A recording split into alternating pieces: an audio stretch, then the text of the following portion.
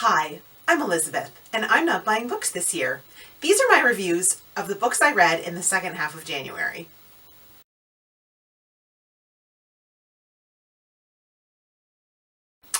So, in the second half of January, I finished out my KU subscription, so I've canceled that. I finished out my Audible Romance Package subscription. I've canceled that as well. And I read mostly books off of KU and off of the and audios off of the Audible Romance Package, but I did have 2 ebooks that I own and 2 paperbacks that I own that I got to, and so we'll talk about all of those. The first book was Beastly Desires by Nikki Winter. I loved this book. This was one of those KU books that was kind of a random shifter book. I don't really remember how I heard about it. The author, Nikki Winter, is Black, and one of the characters, the heroine at least, is Black. And this was terrific. A lot of the time with shifter paranormal romances that feature shifters, the shifters are basically human. Like, they turn into animals, but they act like humans, and that's how they are. These shifters, I don't want to say they act like animals, that doesn't sound right, but they have personality characteristics related to the kinds of animals that they are. This resulted in hilarity. This book is so funny.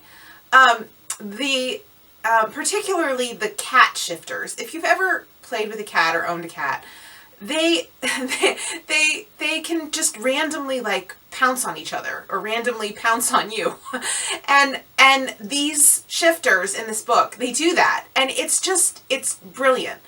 The other thing I loved about this book is the amount of, I don't want to call it family drama because it's not drama, it's just family life, family dynamics, how people who love each other interact in a super real way. Like, people get annoyed with each other and people piss each other off and people do things that drive each other crazy, but the love was still so apparent. Anyway, I really thought this book was great. I was really impressed with the writing, and I sort of wish I hadn't been canceling Kindle Unlimited, because there are a bunch more books by Nikki Winter, and I would really love to read more of her, but it'll have to wait until next year. The second book is Acute Reactions, and this is by Ruby Lang. This is about a doctor heroine and a restaurateur hero. And I thought this book was great. The heroine in particular has some issues to work out and isn't really keen on committing. The hero is very patient and I really enjoyed this because this is another one of those sort of difficult heroine books. She has trouble with the hero, she has trouble with her family, her friends are causing some trauma in her life, even though she's not really a direct, exact part of that. And like everything else by Ruby Lang, it just feels really real. It really feels like how urban 30-somethings who are professionals interact with each other and their friends and their families in the world, and I really appreciated that level of normalcy in a contemporary romance where they, go on dates and meet each other's friends and family and things happen. It was just not at all contrived. I'll just say that. I really enjoyed it. The third book was Lady in Waiting by Jaya Hawkins. And if you'll remember when I talked about this book in my January TBR video, this is a lesbian romance, and I thought the setting was going to be at a Renaissance fair based on sort of the cover where she's kind of dressed up in an old-fashioned dress and she's got a cell phone and her sunglasses. It was an adorable cover.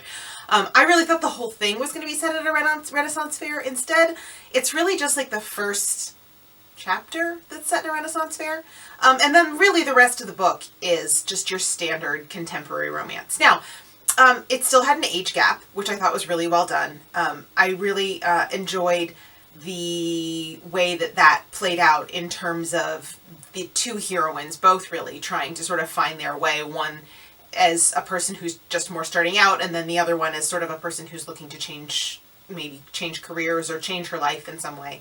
And I really felt the love between these two. It was also pretty sexy, which isn't always the case in these books.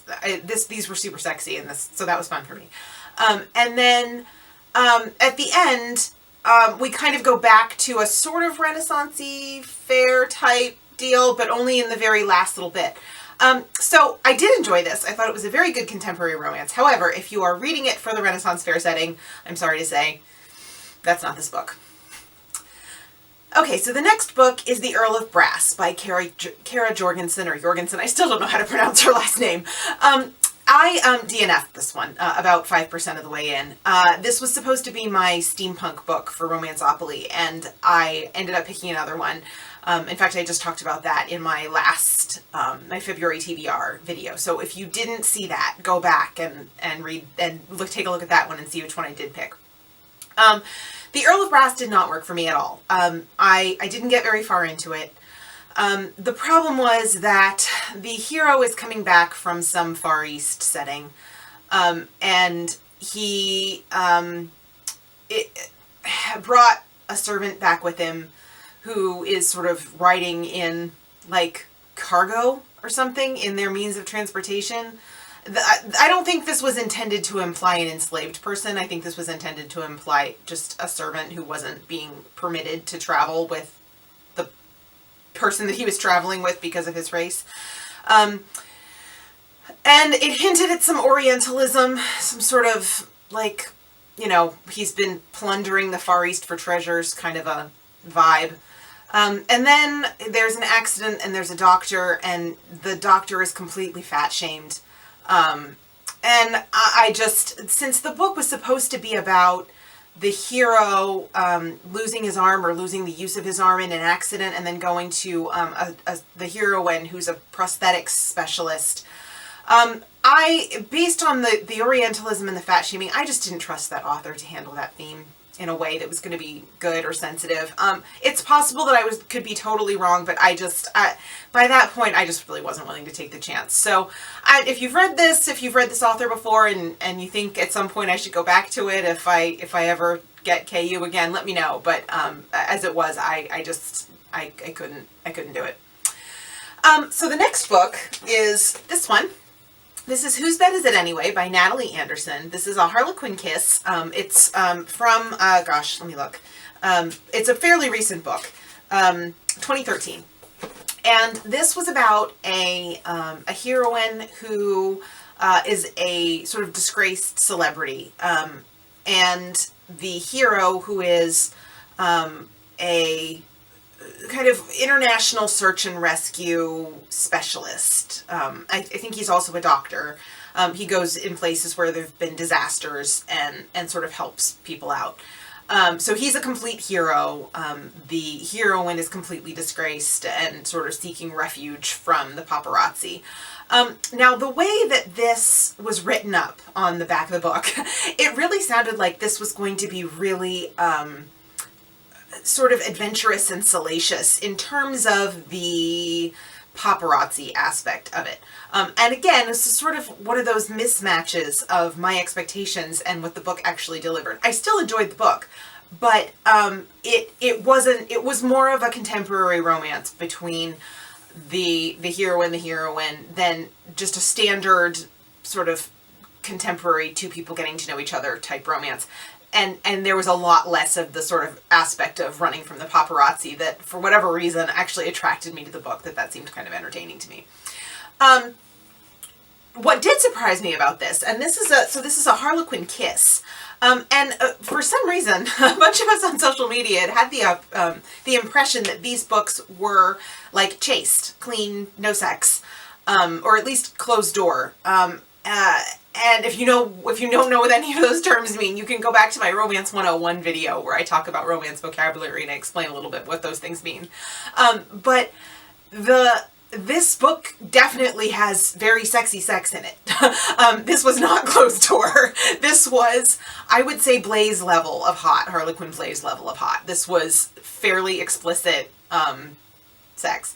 Now, so since sort of expressing my surprise about that on Twitter, I did find out that apparently there were this line has been discontinued, but there were 4 of these per month, and typically 2 of them were sort of more clean, chaste, closed door, and the other two were sort of on the hotter end of the spectrum. And they're really supposed to be sort of like a Sex and the City type, urban, young, contemporary, not new adult exactly, but just a sort of younger, normal people living in a city type romances, which kind of explains to me a little bit about why the line didn't do very well, because I never would have picked those up not knowing what I was going to get. Anyway, I actually did enjoy this book. I think it is available actually as an ebook. If you dig the concept of the sort of Dr. Hero and disgraced child star heroine, I would recommend it. The next book, and I picked this one up because I'd had a couple of, I don't want to say disappointments, because I really did, most of the books that I've talked about, even though I don't do star ratings, I don't do that. But a lot of the books I've talked about have been more of sort of in the 3-star range, the last few. I wanted a sure bet. And for whatever reason, I kind of had one of those bookish cravings where I wanted a bad girl, good boy romance. And one of the suggestions that I got was A Gentleman in the Street by Alisha Rai. This book features Akira Mori, who is a billionaire heroine who owns a chain of nightclubs as well as having other business interests. And her former stepbrother, who they met as, I guess, teenagers. Their parents weren't married very long, and then they've had very limited interaction since. Akira's mother dies, and her mother had a fairly decent relationship with her former step-siblings. And Akira goes looking for something from them. And that brings her back into the hero's orbit. The hero is a writer of kind of like, I gather, kind of detective crime thrillers. And this book, this is the hottest thing I've read in a while. The heroine is unabashed in her sexuality. She hosts regular orgies. There is an on-page orgy, in fact. That's the only thing I could really call it. Sex shows, and it's a very, very, very hot book. And the relationship with the hero, Akira is the quintessential difficult heroine. She gives him a really hard time on every level. And he is so in love with her, even almost as the book starts, that he is willing to do whatever it takes to make it so that she feels comfortable being with him. And that was terrific. I was really in love with this book. If you enjoy super sexy sex, a bad girl heroine, a good boy hero, and really good writing, this is an absolute must get. The next one was Burn Down the Night by Molly O'Keefe. Molly O'Keefe has been I guess M. O'Keefe technically is what she's writing these under, but I have read a bunch of her books in the past. She started out writing category romances and then moved to a sort of single title. Some of them are more sort of hot contemporary. This one I think I would call erotic, and also kind of a dark romance. Both the heroine and the hero are, they have gone through a lot of stuff. In fact, I think I talked about this a lot in my February TBR video, because I also picked up the next book in the series, wait for it. And so I ended up talking about Burn Down the Night a lot, because I haven't read that one yet, and I really liked Burn Down the Night, and it was really fresh in my memory. The main crux of this one is, I actually started it some time ago, but it's one of those books that I just had to take breaks from. Not because it was bad or because I was bored, quite the opposite. It's an extremely, extremely intense read. It's just, the heroine has gone through a lot in her life. The hero has gone through a lot in his life. They're both sort of estranged from family. They both have a lot of huge trust issues, again, particularly the heroine. And it was intense. It was intense from the perspective of the hero and heroine's relationship, and then it was also intense from the perspective of the sort of overarching romantic suspense plot. So if you're looking for a super high angst, super high drama, super sexy, again, book, this one is a great one. So the next book that I tried to read and failed, so this is another DNF, I got from the library. I had reserved this book back in, I don't know, November, December, and the hold came in. And so I was like, well, okay, I should probably try to read this one, even though it wasn't on my January TBR. This was so The Protector. There wasn't really anything wrong with this book. I mean, not in terms of like what there was with the Earl of Brass, where I just got pissed off and quit. This one was just boring. The main issue that I had with it was that the heroine is trying to investigate the death of her sister. And the hero is sort of hired by this sort of Washington, D.C. fixer guy who was the hero of the first book in this series, to help her. And I think I discovered as I was reading, trying to figure out what was not right about this book. What wasn't right about it was that there was just no motivation for either one of them or me to keep going. There was no time pressure. There was no... I didn't understand why, after her sister had been dead for years and years, she had waited so long to try to go after the person or whomever, people who she believed killed her sister. And I didn't understand, I just didn't understand why I should keep reading. So right about 25%, I decided to stop. This was just because it was just boring. And I was over it. I will still continue to read this author. There was nothing in it that made me upset or angry or anything, but I thought it was just boring. The next book was an Audible romance package book. This was What Love Tastes Like by Zuri Day. This is an older sort of, I think 2010 book. I actually don't know who published it, but I have read in the past some of Zuri Day's Kimani books. The Kimani was the African-American imprint that Harlequin had. I think they've stopped publishing it now. I know they had announced that they were going to stop publishing it, and so I think now they have. But this book was about a hotelier and a restaurant sous chef. The heroine's trying to break into the restaurant business as a chef. And initially I wasn't so sure about this one. There is an evil other woman, and I don't just mean like a rival for the hero's affection. I mean a woman who is actively engaged in evil machinations against the heroine, and actually honestly the hero. And I honestly don't have a lot of patience for that trope. I don't like seeing women pitted against each other. It's just not my favorite thing in a book. So, but the heroine also had this relationship with her best friend, who was delightful, and kind of going through some stuff on her own, but it's just she's a romance reader, and she's extremely funny, and they have a ridiculously terrific relationship, and it also started to show more of her relationship, the heroine's relationship with her grandmother, who's wonderful, with her mother, who she didn't have a terrific relationship with at the start of the book, but they repair that to a degree as the book wears on.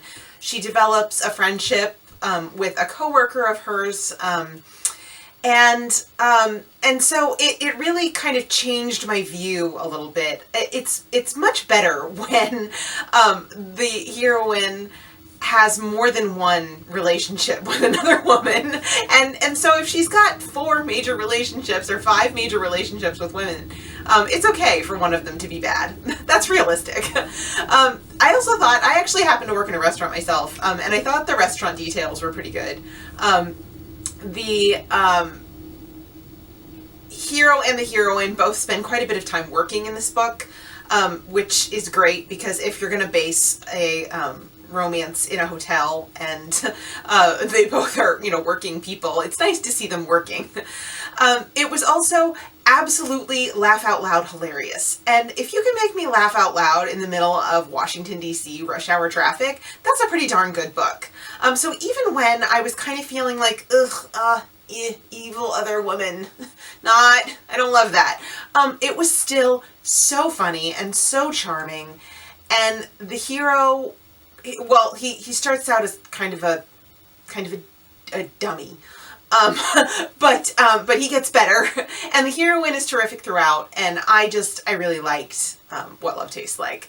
The other thing is the narrator of this book was terrific, and I'll put her name on the screen because I don't remember what it was, but she was really good, and I think if I had kept the Audible Romance package, which I didn't, I actually canceled it, I would just search out books where she's the narrator, because if I could find any other romances that she would narrate, I would be a big fan. Her comedic timing is terrific. I loved her voices for all of the characters, and I just really thought she was very talented.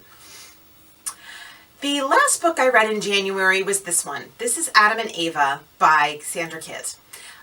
This book is the first African-American couple written by an African-American woman as a category romance for Harlequin.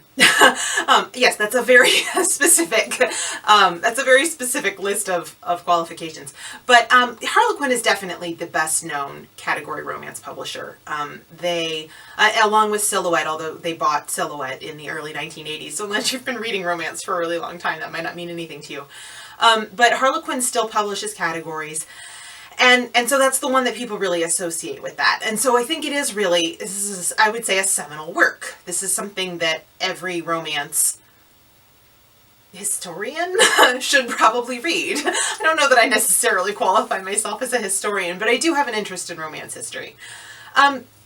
So this book is Adam Maxwell, and the heroine's name is Ava, and I can't remember her last name. She goes to the U.S. Virgin Islands on a trip to stay at her boss's house just for 6 weeks as kind of a perk. Sorry, my phone is going off. That's annoying. Sorry. Anyway, she goes to the U.S. Virgin Islands as a perk, just a job perk. So she's on vacation, and she meets this guy who is a marine biologist, and his daughter, his, I think, 11-year-old daughter. So he's divorced, and his daughter comes to visit him twice a year. And the initial interaction between the heroine and the daughter is very sweet. And the heroine is grieving the loss of her husband and her daughter. That happened many years before, 5 or 6 years before, but I'm not sure that's something that you ever really get over. And the grief felt real. She was grieving. She was concerned about what it would mean to be involved with another man. But it wasn't like, I talked a little bit about Scout's Honor, the book by Stephanie Doyle in my February TBR. And her grief is very fresh and very overwhelming. In this book, we do get the sense that Ava is possibly ready to start moving on, which is, I think, appropriate. This book did not read quickly for me. I was engaged in the story. I was engaged in the romance.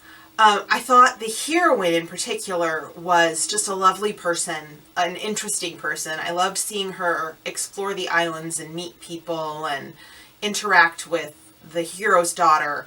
The thing that tripped me up a little bit was actually the hero.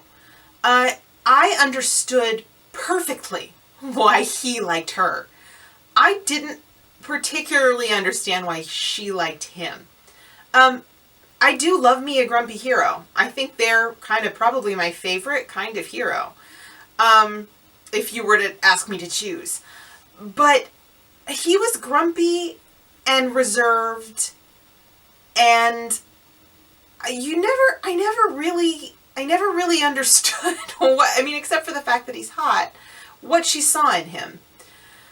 So as a romance, this one wasn't entirely successful for me. Now, I would say this book is from 1984, and this is not a new feeling. So this is not Sandra Kitt or Harlequin or anything. This is mostly the age of the book. Up until just about starting around this time, the heroes of category romances tended to be impenetrable. In fact, even worse than this one, you wouldn't have had the sense of what the hero is thinking or feeling in any way. So this one was actually a little bit better than some of the older ones in that respect. But even so, I wanted more out of him. I wanted a sense. There's Chester again.